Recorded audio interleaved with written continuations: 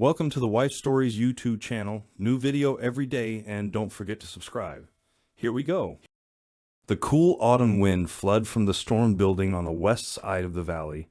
It was late in the day, and as the clouds gathered, Augustus Travis Baylor turned up the collar on his flannel shirt. "Glad I wore the shirt," Gus, as he was called, said into the wind. "Those clouds are going to drop the temperature even more. Might be snow before morning." The heavy flannel shirt was almost a jacket, muted green and brown plaid. It wasn't a camel shirt, but it did a good job of letting Gus blend into the forest and was water resistant. He was coming back from an unsuccessful bow hunting trip. Gus liked to hunt and fish and do most anything that got him outdoors, especially in the woods and near the streams on his own property. He enjoyed the tracking skills needed for a successful hunt or fishing trip. Gus used the meat and fish he harvested from the wild, but felt using a rifle was a cop-out. Anyone can stand off 200 or 300 yards with a high-power scope rifle, bring down an animal, and call themselves hunters, he often argued. Try stalking to within 30 or 40 yards with a bow and bringing down the deer, elk, or whatever you're after. It gives the animal an even chance and proves how skillful you are. Gus was on his own property, which was in Missouri, situated in an area known as the heart of the Ozarks. It was a 960-acre section and a half of land that had been in his family for more than 80 years. The land had mostly wooded hills, 3 or 4 small streams, one large lake, and several grassy meadows. He moved easily through the trees and brush. For a man who was 6 feet 2 inches, Gus was as quiet and stealthy as a mountain lion on the hunt. His tracking skills and movement through the woods had been learned at his father's and grandfather's knee. Gus's lean, trim build, dark eyes and hair, and his naturally light tan complexion, made even darker by outdoor exposure, told of his Native American heritage. Maybe his liking for the bow was part of that heritage. Gus smiled as he walked back to the old farmhouse, thinking of the stories about how this farm had come into the family's hands. "This place feels like a friend as well as my home," Gus thought. "More so than that apartment I have in St. Louis." Gus's great-great-grandparents had migrated north and slightly east from the West Texas plains during the Great Depression in 1935. Things had been tough in Texas, maybe more so than in the rest of the country. There were no jobs, and a serious drought made farming almost impossible. The family settled in the hills of the Ozarks, where not many would notice or care that Gus's great-great-grandmother and grandmother were both full-blooded Osage Indians from the reservation in Oklahoma. The Baylors quickly set up a homestead and went about making a life. Great-great-grandpa Austin Baylor did whatever he could to feed the family. Austin knew that he needed cash to approach the bank that actually owned the land they were squatting on. He thought, considering the times, that if he could offer a good down payment, the bank would sell him the land on credit. Austin was certain that once he had legal title, he could make a go of the farm. There were more than a few wild cattle roaming the hills that had once belonged to others who had packed up and left, or just let the animals go because they couldn't afford to pay for winter feeding. Austin gathered a small herd of these gone back to the wild cattle, not for marketing. They were food on the hoof for his family. He took to running a trap line for pelts and fur. Austin would begin trapping in late fall when the critters had grown their winter coats, and would stop just before the spring thaw, before they lost those heavy pelts. Money was tight, but the General Mercantile would give credit in the store for coyote, beaver, muskrat, and marten skins. Sometimes he even got cash money. Another cash crop for the Baylors was the moonshine Austin made. He had a homemade still back in the hollow, and the shine he turned out was of good quality and highly prized. Prohibition had been repealed 2 years earlier, but the hill people couldn't or wouldn't pay the higher price for store-bought liquor. There was a tax on the liquor made by law-abiding distilleries, and most of the so-called hillies didn't care for the government or their agents, the G-men. There had been more than a few confrontations between the revenue agents and the free-willed moonshiners in the valleys and hollows of the Missouri hills. The tax-free, illegal white lightning gave the hill people a well-appreciated alternative. Finally, after a year and a half, Austin had put together a little over $400, which, for the times, was a large sum of money. He made the 2-day, 50-mile wagon trip into Vannon to buy the land and bring back some supplies to the farm. The small town, with no more than 400 people in it, was the county seat of Carter County. Austin went to talk to Theodore Barkley, the owner of the land and of the bank. "That section of land is worth more than the $2,000 you offered, Mr. Baylor," Barkley stated after hearing Austin's offer. "Why should I take less than the property is worth?" "Yes, sir, you're right," Austin replied. "That farm is probably worth more, but not right now. This depression, as the government calls it, ain't going to be over anytime soon.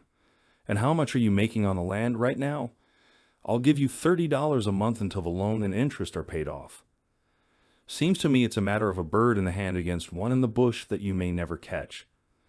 Austin could see Barkley arguing with himself. "Look at it this way, Mr. Barkley. If I pay you a few months and then can't any more, you can take the land back."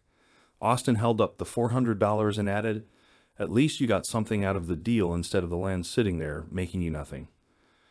Barkley revised his first impression that Austin was just an uneducated, ignorant hill boy. The man might be right, Barkley thought. "I don't see this depression ending in the foreseeable future, in spite of the prattle the federal government is spouting." He mused, staring at Austin for about a minute. "I believe we have a deal, Mr. Baylor," Barkley said, holding out his hand for the money. "I'll just take your down payment to the vault." "Reckon I'd like a piece of paper that tells about the deal we made," Austin replied. "I'd like a receipt for the $400 as well." This man is no fool, Barkley thought. He took a piece of foolscap and handwrote 2 copies of the terms and penalties of the mortgage. He signed both contracts, got Austin's signature, and gave him a copy. "You've bought yourself a farm, Mr. Baylor." "Reckon so," Austin agreed. "See y'all next month with your payment." He left the bank, went to the General Mercantile, and got his supplies. He loaded the wagon and rode all day and most of the night back to his farm. The section and a half of land had been passed down from father to son. Gus inherited the farm from his father, Travis, 5 years earlier when he was 27. His parents were killed by a drunk driver, and the property was willed to Gus. Travis Baylor had used the place as a hobby farm. He had electric power brought onto the farm and had the well piped into the farmhouse. Travis and his wife did a little gardening, but mostly used the old farmhouse and land as a getaway from the hustle and bustle of the city. The fields and some of the valleys were leased out to a local farmer. Gus changed that when he became the owner. He gave the farmer notice that the lease would run the current season and one more, and then would not be renewed. Gus did some major renovations on the old house, rebuilt the barn, and turned the property into a sort of hunting and fishing preserve. Topping a small rise, Gus looked down at his cabin at the tree line of a narrow valley. A light wind-blown mist had started to fall, and in the gathering dusk, the lights from the 2 windows on the rear of the cabin glowed warmly in the coming night. A column of smoke rose from the river chimney. "Alan must have the fireplace going," Gus thought. "Bet she's got supper on the stove, too." "I sure hope so, 'cause I'm hungry after my little hike." Before starting down the slope, Gus looked over the 2 valleys separated by the hill he stood on. He had a deep sense of being home. He worked in St. Louis, but his heart and his home were here on the old farm. Gus started down the gentle slope to the valley, his grin broadening even more as he thought about how he and Allie had met. He'd gone to an outdoor sports expo on a Friday to check out some archery and fishing equipment. She had been the pretty girl promoting an outdoor sports resort. Alyssa Bod. Gus read her name tag aloud and smiled at her. His interest was more in the girl than the resort. He had his farm as his resort and needed nothing more. What he did want was to get to know Alyssa better. "Yes, sir," she said, shaking Gus's hand. "And you are?" "Forgot my manners," Gus replied. "Excuse me, I'm Augustus Baylor." "Gus to my friends. Let me tell you about Lost Creek Resort," Alyssa began. She explained the wonders and adventures available. Lost Creek is on the shores of Greer's Ferry Lake. The resort has over 3 miles of shoreline. The property is in Arkansas by car. We're about 2 hours north and a little east of Little Rock and 2 hours west of Jonesboro. It's a little over 5 hours south and a little west of St. Louis. Gus didn't fully concentrate on what she was saying, But he watched her with great interest. She's tall, he thought. She's got to be 5 feet 9 inches or 10. Alyssa was athletically slender, with long auburn hair and big brown eyes. You have to call her handsome rather than pretty, he continued his thoughts. All in all, a very nice package. Lost Creek has 1,000 acres filled with deer, elk, turkey, and other types of wildlife. We have miles of hiking trails, float trips by canoe, kayak, or inflatable rafts on the White River, and there are also tours and fishing trips on the lake. Alyssa gave what was obviously a prepared speech, but delivered it with depth and enthusiasm. As she gave her scripted presentation, Alyssa found herself attracted to the tall, ruggedly handsome man standing in front of her. He looks like he spends more time outdoors than he does in the city, she thought. Alyssa didn't want Gus to leave just yet, so she handed him a special full-color brochure showing pictures of Lost Creek Resort. There's a voucher in there for a 20% discount, she said.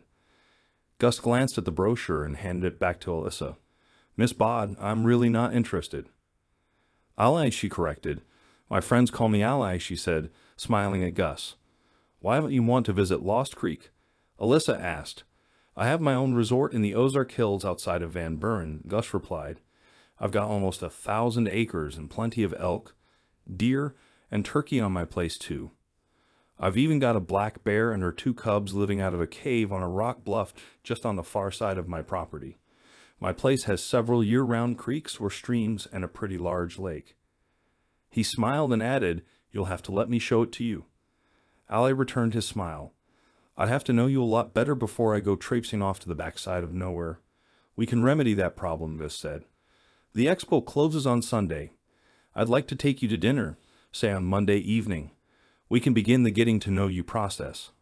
Why wait? Ally asked. I get off at 5 today. The sooner we start the process, as you call it, the sooner it will be completed. And the sooner I get to visit this resort of yours. Smiling, he said, See you at 5. That dinner led to more time together. Ally and Gus would date at least twice a week, more when Ally wasn't working an outdoor or travel expo out of town. Gus found that Ally was more than just a pretty model for Lost Creek.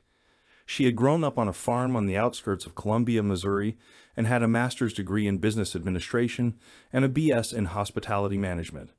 Her goal was to run a group of resorts like Lost Creek. Almost 3 months to the day after they met, Ally got to see what she called Gus's resort for the first time. Gus had improved and renovated the building to modern standards, but kept most of the historic features.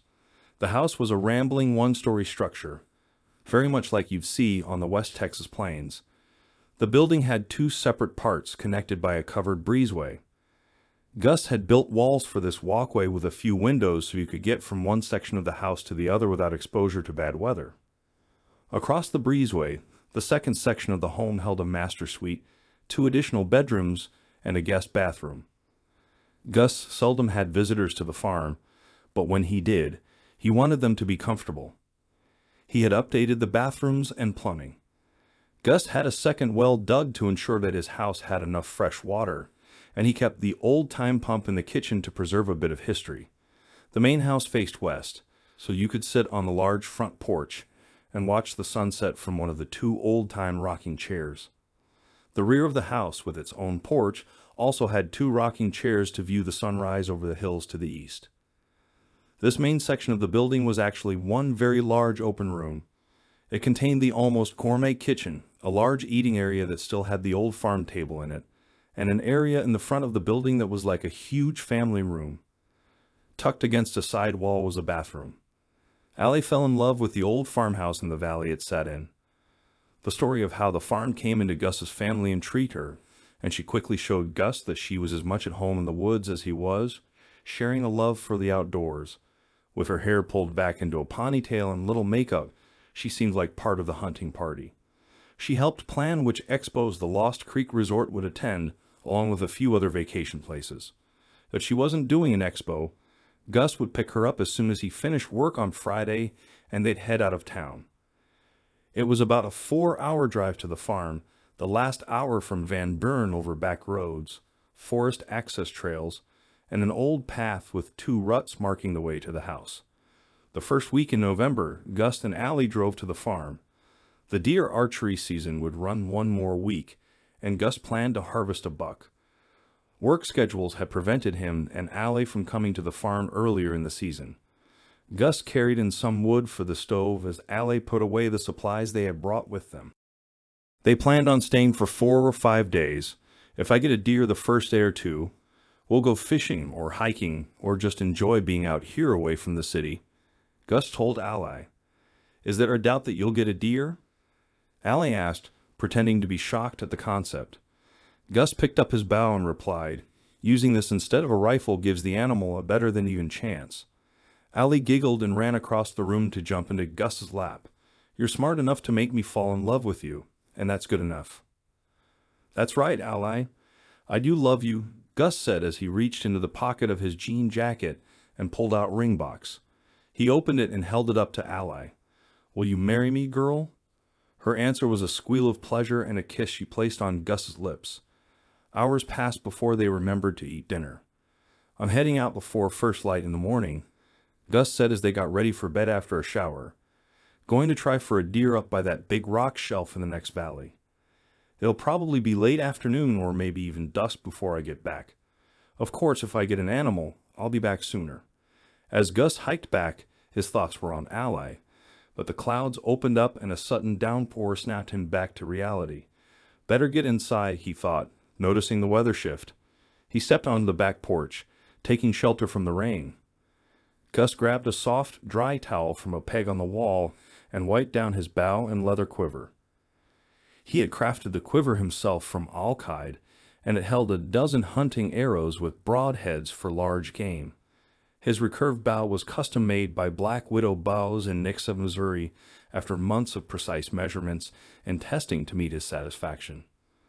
Gus hung the bow and quiver on pegs along the back wall, letting them acclimate to the room's temperature.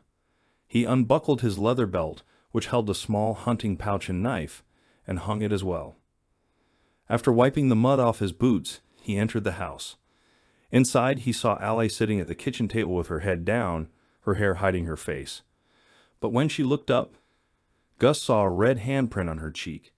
He took 2 steps toward her before noticing the 4 armed men standing by the door. The biggest of them held a .45 pistol aimed directly at Gus. That's far enough, buddy, the man with the pistol ordered. He motioned with the gun. Join the little lady at the table. Gus sat down next to Allie after checking she was otherwise unharmed.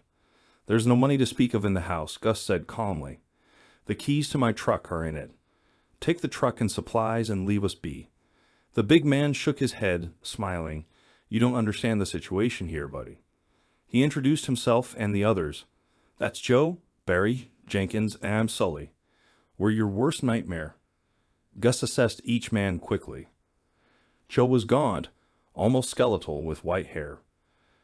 Barry was short but broad, and Jenkins had a wild look in his eyes. Sully, towering over them all, stood at 6 feet 4 inches, exuding an air of cruelty despite his almost friendly demeanor. So what do you want? Gus asked, his mind racing, thinking of how to protect Allie. Ever read a short story called The Most Dangerous Game? Sully asked. Gus nodded. Allie remained silent. It's about a rich man who hunts another man on his private island, Sully explained. I've hunted every big game in the U.S., Canada, Alaska, you name it. But I'm bored. After reading that story, I decided I'd hunt a different kind of prey. People. And you two will be my next challenge. Why us? Gus asked, trying to keep his voice steady. I scouted a hunting spot outside Fremont back in August, Sully said. When I stopped by the courthouse in Van Buren for a deer tag, I overheard you talking with the service station owner about hunting on your property. He said it was perfect, out in the middle of nowhere. That got me interested, so I did a little investigating. And here we are. Your farm is 50 miles from the nearest town, and the property is posted for no trespassing. So I thought this would be a great out-of-the-way place to try my little experiment. After the hunt, assuming you're successful, I think this is a perfect area to continue our hunts. Sully added, we will find other candidates and bring them here to continue our little entertainment. The story was about one man hunting another, Gus said, motioning toward the other 3 men. What about them? I wanted to share the thrill of the hunt with my friends, Sully replied. Tomorrow morning at dawn, you will be given an hour's head start. Then we will come after you. What about Ally? Gus asked. The young lady will be the prize for the man who kills you, Sully leered at Ally. I certainly hope I am the winner, he laughed. Of course, if I win, I'll share my trophy with my friends. And I expect them to do the same for me. Gus frowned, but Sully pointed his pistol at him and Ally. None of that now, he ordered. You and the girl get over on the couch. Joe, tie them up. Don't make it too tight. We want our prey to have feeling in his hands and feet.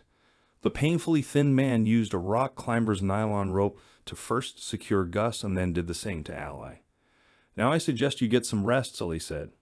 The hunt begins at dawn. Will the prey be allowed a weapon? Gus asked sarcastically. I have no intention of one of us getting hurt if you should get lucky, so no, you will be unarmed. Sully, Joe, and Jenkins went through the breezeway to the bedrooms, leaving Barry to guard the prisoners. Gus and Ally watched and talked in whispers. When Barry wasn't paying attention or went to the bathroom, they discussed plans and options, still awake 4 hours later when Joe came to relieve the watch. After Barry left, Joe went to the stove, got the coffee pot, and poured himself a cup. While he was occupied doing that, Gus leaned close to Ally's ear and whispered, No matter what, I will come back for you. Ally looked back at Gus and smiled softly. I know you will, she replied, leaning in closer to Gus and kissing him. Just don't get yourself killed. They're not good enough to catch me, so you do what you have to do to stay alive. We'll come for you. Ally seemed to gain strength from Gus' words and nodded. All too soon, Gus could see the sun beginning to rise. Sully, Joe, and Barry joined Jenkins in the kitchen after getting coffee. Sully pulled his gun and sent Joe to untie Gus. Let him stretch his legs before we send him on his way, he ordered. The hunters allowed Gus to take a long drink of water and pushed him toward the back door. You'll have a 1-hour head start from the time we put you out the door, Sully instructed. We won't watch where you go, but in an hour we will track you down. Gus started to say something to the big man, but Sully held up his hand. You now have 59 minutes. Gus stared at Sully for a few seconds, turned, and stepped out onto the back porch. Sully slammed the door behind him with a grim smile. Gus grabbed his bow, quiver, and hunting belt from the pegs on the outside wall. Good thing they didn't check the back wall, he thought as he left the yard at a ground-covering lope. 10 minutes later, Gus settled behind a huge oak tree on a hill overlooking the valley and the house. The rain had stopped during the night, but the low-hanging dark clouds began to drop a gentle snow. Sully, Barry, and Jenkins stepped out onto the back porch. Sully pointed to the path leading up the closest hill, and the men started into the woods. So much for an hour head start in being sporting, Gus thought. If this snow gets heavier, it will be harder not to leave a trail for them to follow. He watched as the men went over the crest of the hill and started down the other side. Gus tightened the ties on his winter weight moccasins, which allowed him to move silently through the woods. He waited a few minutes to make sure the men were gone. He had only seen 3 of the hunters. Joe must have been left behind to guard Ally, Gus thought. Slowly and carefully, he made his way down the hill to the back of the house. Gus took a very quick peek through one window and saw Joe sitting at the kitchen table, facing the front door with his head down as he played solitaire. Ally was still sitting on the couch, staring at Joe, but she wasn't relaxed. Her hands were still tied, but she dropped her feet off the couch to the floor and rushed Joe. As Gus watched, Joe picked up a pistol from the table and backhanded Ally, knocking her to the floor. He pointed the pistol at her head and yelled at her. Gus put an arrow on the string and started toward the door. He was pretty sure he could let an arrow go before Joe could get turned. As he touched the door, Gus heard one of the other men coming back down the trail, yelling over his shoulder that he would get the binoculars. Before Gus could enter the house, a rifle bullet hit the back wall near his head, and immediately afterward, he heard the sound of a shot. Joe turned to face the noise, bringing his pistol to bear on the door. Having lost the advantage, Gus turned and sprinted into the trees near the corner of the house, away from Barry, who was coming down the hill. Joe came out of the house and fired a couple of rounds in the direction of Gus' escape. Gus knew he could have taken one of the men, but he doubted he could handle both of them. If he broke into the door and took Joe down, he would still have Barry and the others to contend with. It would have turned into a siege with him and Allie imprisoned in the house. If he took out Barry, Joe would have had a chance to shoot Gus and definitely time to harm Ally. Even if he did get both of them, they would have to run. Ally was good, but she couldn't keep up with him, and they both would end up captured. There would be another time, he swore to himself. Sully and Jenkins came down the hill, meeting up with Barry and Joe, who had come out onto the porch. What happened? Sully asked. First, Joe and then Barry explained Gus's appearance back at the cabin. Looks like our boy is trying to be clever, Sully said. Okay, hockey the girl and stay alert, Joe. The rest of us will continue the hunt. Pointing at the woods Gus had disappeared into, he directed Jenkins to circle around from the right, and Barry was sent to the left while he took the middle. Stay sharp, and we'll catch him between us.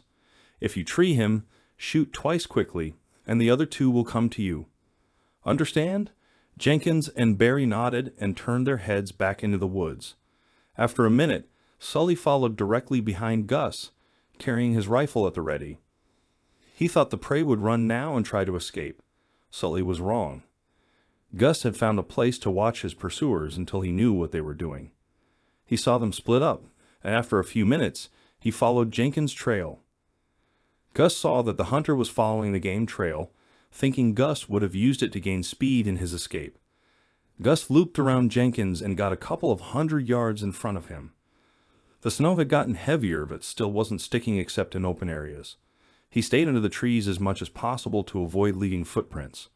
There was an 8-foot-tall rotted stump beside the game trail. The dead tree was hollow with just one opening into the interior. Gus pulled out his hunting knife and stepped into the hollow stump, waiting for Jenkins.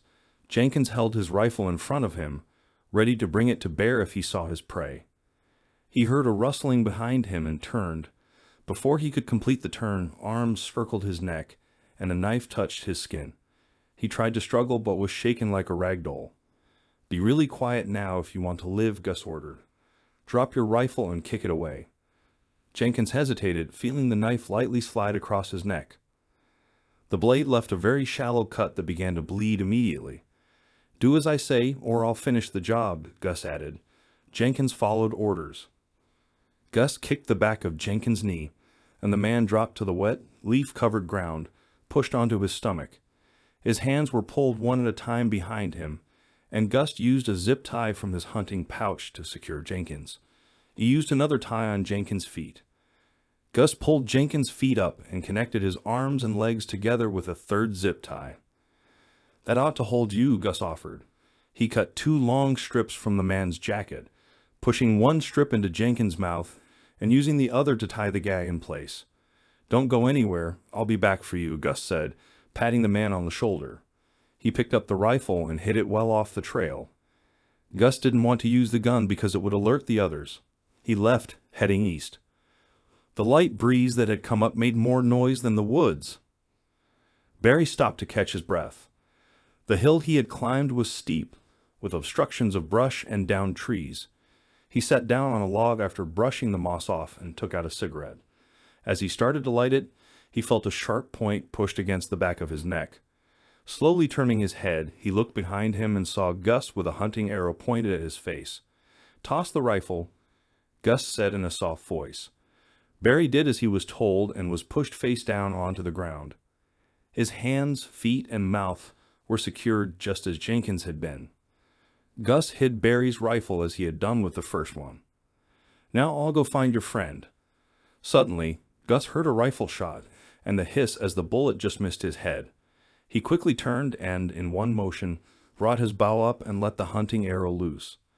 The arrow, a carbon graphite shaft with a razor-sharp broad head tip, flew from the bow, covering the 40-foot distance in less than 1 second. The impact of the missile just below the breastbone drove Sully to his knees. The arrow protruded from his back through his spine. Sully looked down at the shaft and then up again. He gave a mocking salute and fell over. No need to tie this one, Gus said, turning and, like a ghost of the woods, slipping through the trees back toward the farmhouse. Gus slipped onto the back porch and peeked into the window. Joe was at the table again, but had his back to the wall. He held his pistol, bracing it on the table, nervously looking at both the front door and the back one. Stepping to the side of the door, Gus knocked. He saw Joe jump up and point his pistol at the back door. "Joe, it's Gus," he called. "Baylor, Jenkins, and Barry are secured up on the ridge. Sully wasn't as lucky. He's up on the ridge too, but I had to take care of him. I've got the girl." Joe's voice quivered. "If you hurt her, I will make you regret it," he threatened. Gus responded, "Leave your pistol and come outside. I give you my word I won't hurt you." "What are you going to do to me?" Joe asked, full of fear. "I'll take you, Barry, and Jenkins to the sheriff," Gus said, waiting a few seconds before speaking again. "Come on, Joe, you can't hold out forever. You've got to sleep sometime." Joe argued, "That's true, but you'll never know when I sleep. All I have to do is check on you now and then." Joe looked longingly at the front door but hesitated. If Sully and the others have been taken by this guy, he thought, I don't stand a snowball's chance in hell. Making up his mind, he laid the pistol on the table, moved away, and got down on the floor. Before he could call out, Gus came through the door with an arrow on the string, and the bow pulled back for shooting. Gus let the string go back to rest and picked up the pistol from the table, sticking it in his waistband. He went to the pantry and got 3 more zip ties, having used all he had on Jenkins and Barry. Gus put his knee in Joe's back and secured the man like the others. Then he went to Ally. Using his buck knife, Gus cut the ropes holding her and helped her to sit up. "Are you okay?" he asked. Ally nodded, rubbing her wrists and stretching her legs to get the circulation back. "What about the others?" she asked. "Like I told Joe, 2 of them were hog-tied in the woods," Gus replied, giving her a grim smile. "I had to deal with Sully." "Good. The scum sucker got what he deserved," Ally replied. Gus looked closer at Ally. The left side of her face still showed bruising from the first slap, while the right side was swollen. There was a small cut just at the end of her eyebrow, and the ugly colors were obvious. "Let me get a cold towel for your face," Gus suggested and walked to the kitchen sink. As he left her, Ally got to her feet and, limping a little, made her way to where Joe lay on the floor. Drawing back her foot, she kicked him 3 times. "How does that feel, you little?" she yelled, anger flaring. "You thought you could use me for your plaything, didn't you?" She started to kick him again, but Gus put his arms around her and pulled her away.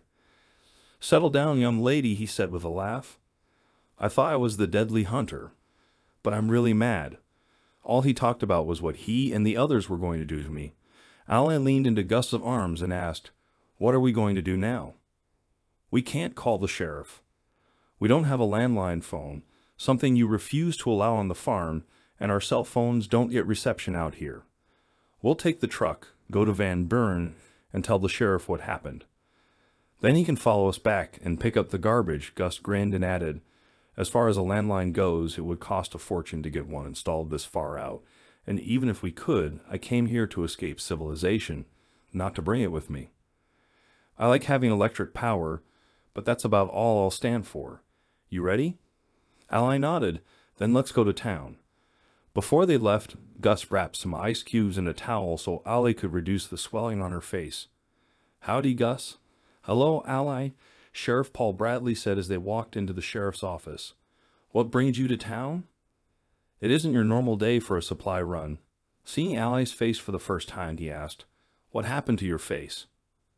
"You best get over to Doc Taylor," Sheriff Bradley added, his voice full of concern.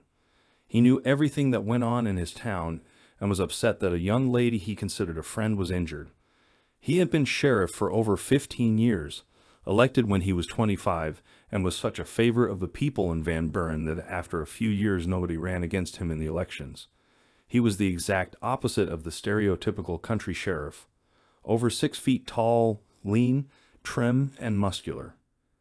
His hair now had a little gray in it, but his eyes were still keen and as sharp as a laser.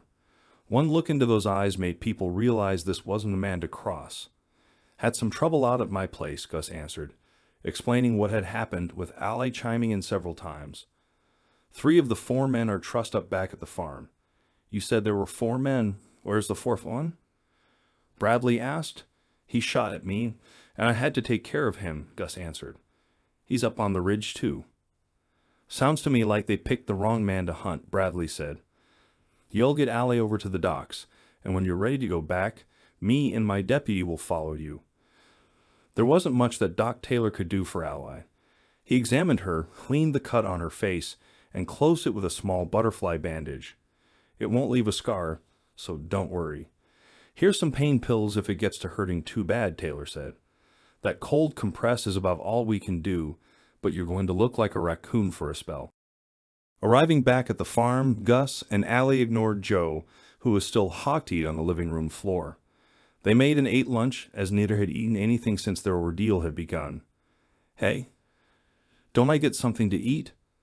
Joe asked in a whiny voice. No, you don't get something to eat. You're lucky you can still breathe, Gus replied. Shut up until the sheriff gets here. After eating, Gus went into the master bedroom. In the large closet was a hidden door to a gun safe that contained Gus's weapons. He cleaned and carefully unstrung his bow and put it on his holder. Gus took his personal weapon, a Glock 21 .45 caliber pistol, the holster designed for it, and clipped it to his belt under his rainproof jacket. He put on a wide-brimmed waterproof hat and started toward the back door.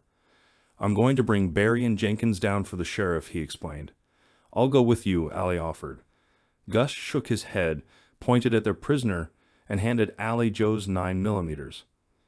Keep an eye on our guest here. If Bradley gets here before I get back, tell him what I'm doing and that I'll have more company for him shortly. You be careful, Allie ordered. I don't want anything to happen to you. Gus pulled her in for a hug and then went out the back door. He hiked up the ridge to where he left Jenkins. The man was lying on his side, soaking wet from the rain and snow, shivering from the cold. Gus cut the zip tie holding his hands and feet together and then cut the one securing Jenkins' feet, leaving his hands tied. Gus pulled back his coat and showed his prisoner his weapon. You're going to walk down the hill in front of me, Gus said. If you try anything or try to run, I will shoot you and leave you to rot. Understand? Jenkins nodded. Yes. Say it, Gus ordered. I understand, Jenkins said. Gus turned him down the hill, and the 2 men slowly made their way back to the farmhouse. Climbing onto the porch, Gus called out, It's me, Ally. He opened the door and, grabbing Jenkins' arm, drew him into the kitchen. Sit down next to Joe on the floor, he said. Jenkins awkwardly sat down, and Gus went to the pantry. Bringing out a few more zip ties, he said to Jenkins, Stick your feet out in front of you. The man did as he was ordered, and Gus zip-tied his feet together and pushed Jenkins against the wall. What about me? Joe whined. Why should I be tied like this while he gets to sit normally? Gus pulled out his hunting knife, rolled Joe over onto his stomach, and cut the zip tie connecting his feet and hands. That's as much consideration as you're going to get. Don't push your luck, Gus warned. Turning to Allie, he asked, You okay? Allie nodded and flinched a little at the pain from where Joe had hit her. I'm going to bring Barry in. Be back in about an hour. If they get froggy, shoot him, Gus ordered.